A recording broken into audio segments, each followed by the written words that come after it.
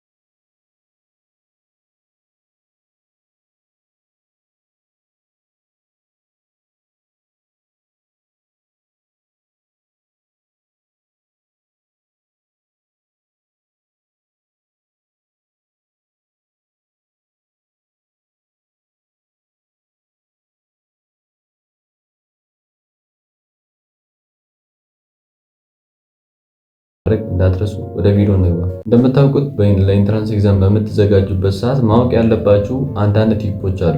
በመጀመሪያ ላይ ብዙ ሰዓታቶችን ኖት እያወጣችሁ ከምታጠፉ ኢንትራንስ ኤግዛም በምትሰሩበት ጊዜ የሰራችሁን ስህተቶች ሪቪው ብታደርጉ ነው በጣም ውጤታማ የምትሆኑት ማለት ነው። ለምን መሰላችሁ? አሁን በቀረው በ2 ወር ወይም በ3 ወር ውስጥ ኖት እያወጣችሁ የምትሄዱ ከሆነ ያላችሁት ጊዜ አስቡ። እንዲያውም ኢንፎርሜሽኑን የማስታወስ ብቃታችሁ ላይ ይቀንሳል ማለት ነው። ስለዚህ አሁን እንደዚህ ስላችሁ የሆነ አንዳንዶቻችሁ ኖት መውሰድ ትፈልጋላችሁ፣ አንዳንዶቻችሁ ደግሞ ኖት መውሰድ አትፈልጉ።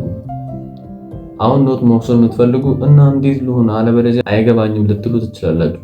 ነገር ግን እንደዚህ ስላችሁ ኖት አትወሰዱ ሳይሆን ኖት ላይ የምታጠፉትን ጊዜ መቀነስ አለባችሁ። ኢንስቴድ ምንድነው የምታደርጉት? ኢንትራንስ ኤግዛም በምትሰሩበት ጊዜ የተሳሳታችሁን ጥያቄዎች እንደ ኖት ብትወስዱ በጣም ውጤታማ ትሆናላችሁ። እርግጠኛ ሆኜ የምነግራችሁ ማለት ነው። ይህ በጣም ነው የሚጠቅማችሁ። ለምን መሰላችሁ? ኢንትራንስ ኤግዛም ጥያቄዎች ይደጋገማሉ፣ ቦታ ተቀያይረው ድጋሚ ይመጣሉ። ስለዚህ ኢንትራንስ ኤግዛም ጥያቄዎችን ሚስቴክ የሰራችሁን ጥያቄዎች እንደ ኖት ብትወስዱ በጣም ውጤታማ ትሆናላችሁ ማለት ነው። ስለዚህ አሁን እናንተ ማድረግ ያለባችሁ ብዙ ሰዓት ኖት እየወሰዳችሁ ከምታጠፉ ኢንትራንስ ኤግዛም ጥያቄዎችን ስትሰሩ የተሳሳታችሁትን ጥያቄዎች እንደ ኖት ብትወስዱ በጣም ውጤታማ ትሆናላችሁ ማለት ነው። በመጀመሪያ ላይ ይህኛውን ማድረግ አለባችሁ። ሁለተኛ ላይ ደግሞ ፓስት ኤግዛሞች የእናንተ ቤስት ፍሬንድ መሆን አለበት። በቃ በጣም ወሳኙ ነገር ይሄ ነው። ፓስት ፔፐርን የእናንተ ቤስት ፍሬንድ ማድረግ አለባችሁ። ለምን መሰላችሁ? በጣም በብዛት ማለት ነው ብዙ ጥያቄ የሚመጣው ከፓስት ኤግዛሞች ናቸው። እነሱ ብቻ ሳይሆን ኤግዛሙ እንዴት እንደሚወጣ ታውቃላችሁ። ኤግዛሙ እንዴት እንደሚወጣ ታውቃላችሁ ማለት ደግሞ ኢንትራንስ ኤግዛም ጥያቄዎቹን እንዴት መመለስ እንዳለባችሁ ታውቃላችሁ ማለት ነው። ይሄ ብቻ ሳይሆን የትኛው ቦታ ላይ ፎከስ ማድረግ እንዳለባችሁ ጭምር ነው የምታውቁ። ስለዚህ ፓስት ኤግዛሞች የእናንተ ፍሬንድ መሆን አለበት። በቃ በቻላችሁ ጥቅም ብዙ ጥያቄ ለመስራት መሞከር አለባችሁ። አለበለዚያ ያነበባችሁት ነገር ምንም በቃ ትርፍ የለውም ማለት ነው ያነበባችሁት ነገር። ስለዚህ ኢንትራንስ ኤግዛሞች የእናንተ ፍሬንድ መሆን አለበት ማለት ነው። ታነባላችሁ፣ ከዛ ጥያቄ ትሰራላችሁ ማለት ነው። ይህ ጥያቄ ለመስራት በጣም ለብዙ ነገር ይጠቅማችኋል። ስትረሳችሁ የሚቀንስ ጥያቄ መስራት ነው። ኮንፊደንሳችሁ የሚጨምር ጥያቄ መስራት ነው። ይህንን ጥያቄ ስትሰሩ ደግሞ ስህተታችሁን እየቀነሳችሁ ትሄዳላችሁ። ፐርፌክት እየሆናችሁ ትሄዳላችሁ። በተለይ ማለት ነው ማትስና ፊዚክስ ላይ በደንብ ፐርፌክት መሆን ከፈለጋችሁ ኢንትራንስ ኤግዛም ጥያቄዎችን አንድ በአንድ መስራት አለባችሁ። ለምን መሰላችሁ? እነዚህ ሁለቱ ሳብጀክቶች ላይ ብዙ ጥያቄ ማሰሩ ከሆነ በጣም ትጎዳላችሁ። ምክንያቱም 60 ጥያቄ ነው ከመቶ ነው። ስለዚህ በጣም ነው የምትጎዱት ማለት ነው። ስለዚህ ለባዮሎጂም፣ ለኬሚስትሪም፣ ለፊዚክስም፣ ለማትስም ለሁሉም ሳብጀክቶች ፓስት ኤግዛሞች የእናንተ ፍሬንድ ማድረግ መቻል አለባቸው። ይሄኛውም ብዙ ጊዜ ስላወራው ወደ ቀጣዩ እንለፍ። ሶስተኛ ላይ ደግሞ የስተዲ ቲፑ ከባድ ጥያቄዎችን እንዳታልፉ። ይህ ማለት የኢንትራንስ ኤግዛም ጥያቄዎችን እየሰራችሁ የሆነ ጥያቄዎች ይከብዳችኋል። ከዚህ ያንን ጥያቄዎች ታልፋላችሁ። ከዛ ያ ጥያቄ ድጋሚ ኢንትራንስ ኤግዛም ላይ ሊመጣ ይችላል። ስለዚህ የኢንትራንስ ኤግዛም ጥያቄዎችን ስትሰሩ ከባድ ጥያቄዎችን ማለፍ የለባችሁ። ምክንያቱም ያ ጥያቄ ኢንትራንስ ኤግዛም ላይ ድጋሚ ከመጣ ወይ ያኔ እኮ ብሰራ ኖሮ ይህንን ጥያቄ መልስ ነበር ስላላችሁ እና ይሄ ከባድ ጥያቄዎች በጣም ይጠቅማችኋል ማለት ነው። ራሳችሁን ቻሌንጅ እንድታደርጉ ያደርጋችኋል። ለብዙ ነገር ነው የሚጠቅማችሁ። ስለዚህ ይሄ ጥያቄ ሲከብዳችሁ ዝም ብላችሁ አትለፉ። ጥያቄውን ውሰዱና ኖት ላይ ጊዜ ከምታጠቡ ያንን ጥያቄ እንደ ኖት መልክ ጻፉ። ከዛ ሚስቴካችሁ ምን እንደሆነ በትክክል አናላይዝ ማድረግ አለባችሁ። በትክክል ማለት ነው። አንድ በአንድ ለምን እንዳጣችሁ በትክክል ማየት አለባችሁ። ስለዚህ ሶስተኛ ላይ ማስተካከል ያለባችሁ ነገር ከባድ ጥያቄዎችን አትለፉት። አራተኛው ስተዲ ቲፕ ደግሞ ቴክስት ቡካችሁ ኢነፍ ነው። በቃ ቴክስት ቡካችሁ በጣም በቂና ከበቂ በላይ ነው። ምክንያቱም አሁን የሆነ ጥያቄ ልጠይቃችሁ።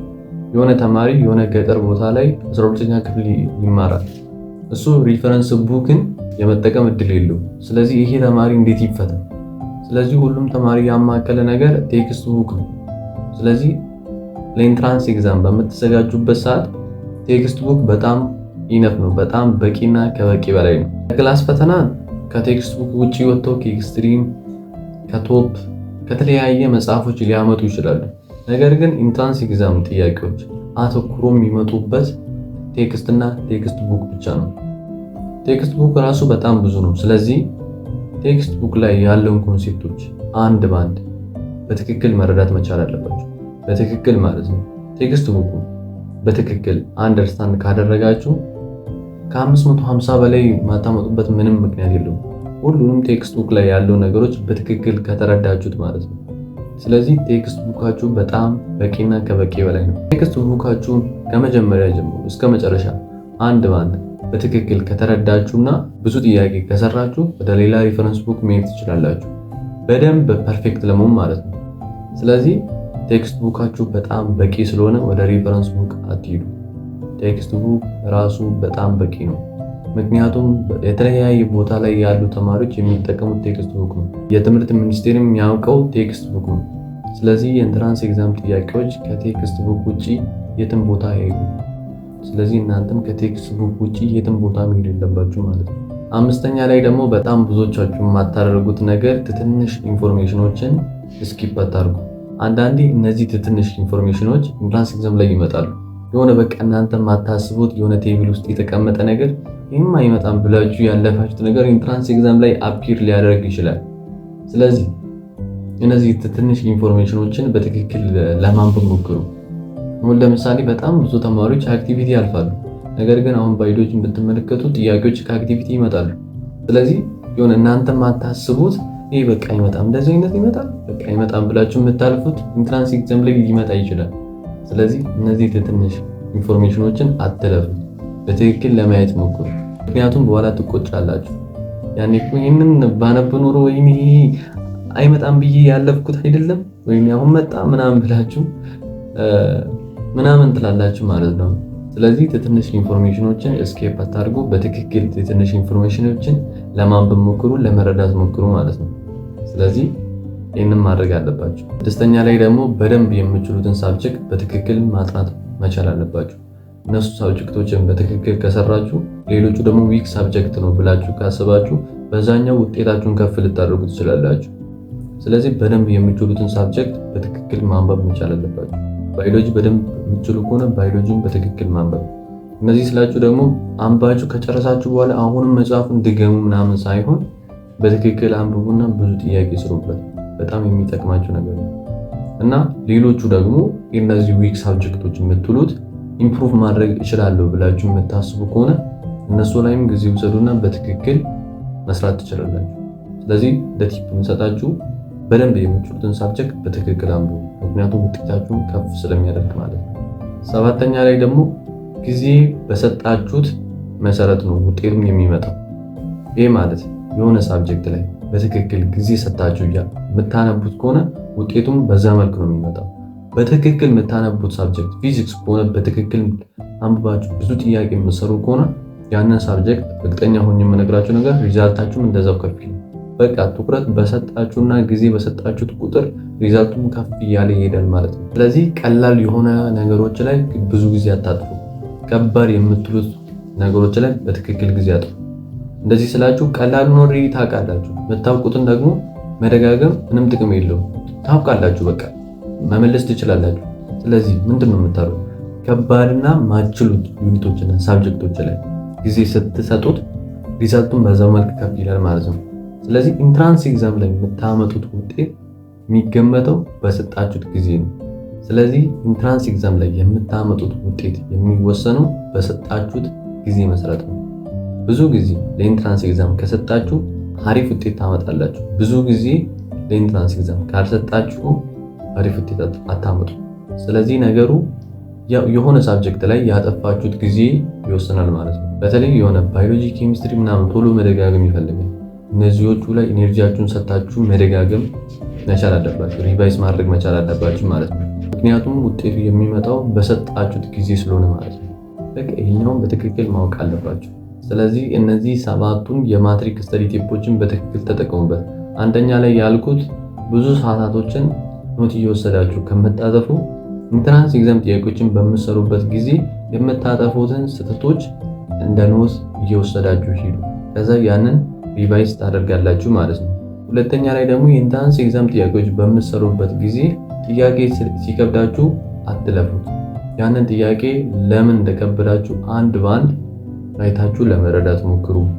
ሶስተኛ ላይ ደግሞ የኢንትራንስ ኤግዛም ጥያቄዎች የእናንተ ቤስት ፍሬንድ መሆን አለበት።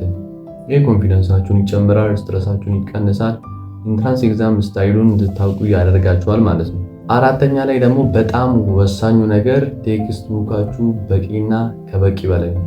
እውነታው ይሄ ነው። ለኢንትራንስ ኤግዛም እየተዘጋጃችሁ ከሆነ ቴክስት ቡካችሁ በቂና ከበቂ በላይ ነው። አምስተኛ ላይ ደግሞ ትንሽ ኢንፎርሜሽኖችን አትለፉት።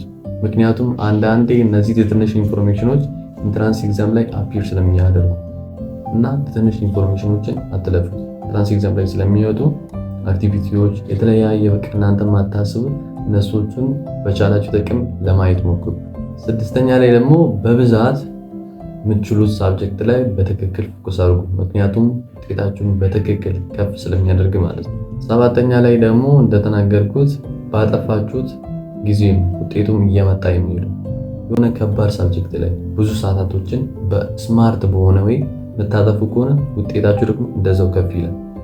ስለዚህ ኢንትራንስ ኤግዛም ላይ የምታመጡት ውጤት ባጠፋችሁት ጊዜ ነው የሚወስነው ማለት ነው። ስለዚህ እነዚህን 7ቱን የማትሪክ ስተዲ ቲፖችን በትክክል ከተጠቀማችሁበት ውጤታማ ትሆናላችሁ እና ለኢንትራንስ ኤግዛም በዚህ መልክ መዘጋጀት ትችላላችሁ። ይሄ የኔ የሆነ ኦነስት አድቫይስ ነው። በዚህ መልክ ለኢንትራንስ ኤግዛም ትዘጋጃላችሁ። ሌላ ደግሞ እንድሰራላችሁ የምትፈልጉ ቶፒክ ካለ ኮመንት ላይ ሁላችሁም እንድጽፉልኝ እፈልጋለሁ። በቀጣይ በሚገርም ቪዲዮ እንገናኛለን። ቻናሌን ሰብስክራይብ ማድረግ እንዳትረሱ። ይህንን ቪዲዮ ላይክ አድርጉ። ለምታውቁት ተማሪ ሼር ማድረግ እንዳይረሳ። መልካም ጥናት ይሁንላችሁ።